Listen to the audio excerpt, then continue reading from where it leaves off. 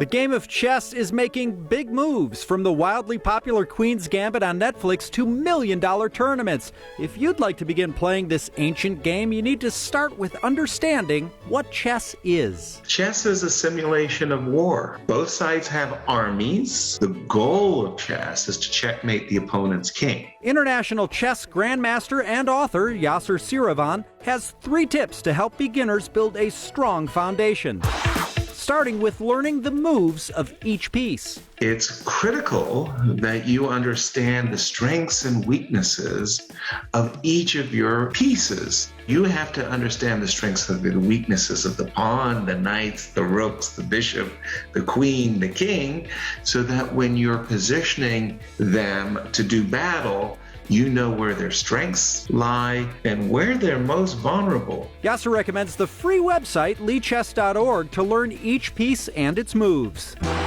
Next, our first move is opening with a pawn. At the start of the game, you have 8 pawns and all your pieces are behind the pawns. The only piece that can jump over the pawns are the knights. It's important to visualize this as paving the way for the more powerful pieces. So opening up with a pawn releases pieces like your bishops and queens for development.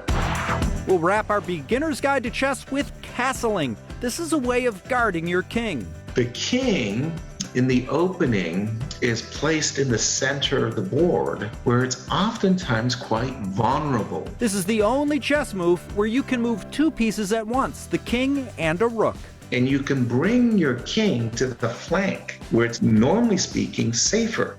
The idea is to make your king as safe as possible. Because again, if you lose your king, if you get checkmated, game's over. If you'd like free tutorials, you can check out videos from Yasser and his colleagues on the St. Louis Chess Club YouTube channel. Making all the right moves. Checkmate. Getting started with chess.